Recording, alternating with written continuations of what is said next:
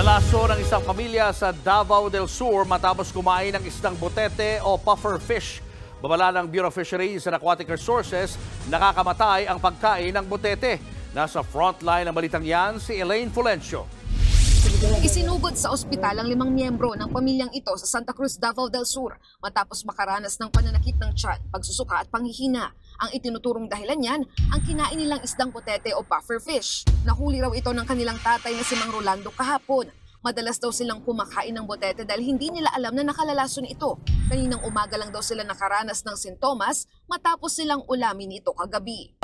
Niluto ng biyanan ko yung botete at nilagyan niya ng gata ng nyog. Yun lang naman ang nakain namin. Kinaumagahan, bigla siyang nahilo at masama ang katawan niya. Tapos ako, biglang nanghina rin ang mga paa ko.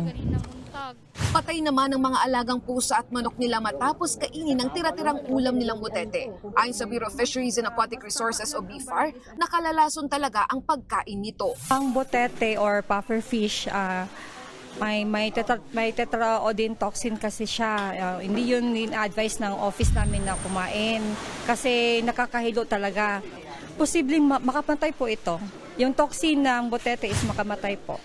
Hindi rin namamatay ang toxin na tetrodotoxin sa botete o puffer fish kahit lutuin pa ito. Sa ibang bansa tulad ng Japan, kinakain ng puffer fish pero mga bihasang chef ang naghahanda nito. Nakalabas na ng ospital ang 4 na biktima habang patuloy na inoobserbahan si Mang Rolando. Nagbabalita mula sa frontline, Elaine Fulgencio, News 5. Mga kapatid, Julius Babaw po. Iba na ang may alam at may pakialam sa panahon ngayon.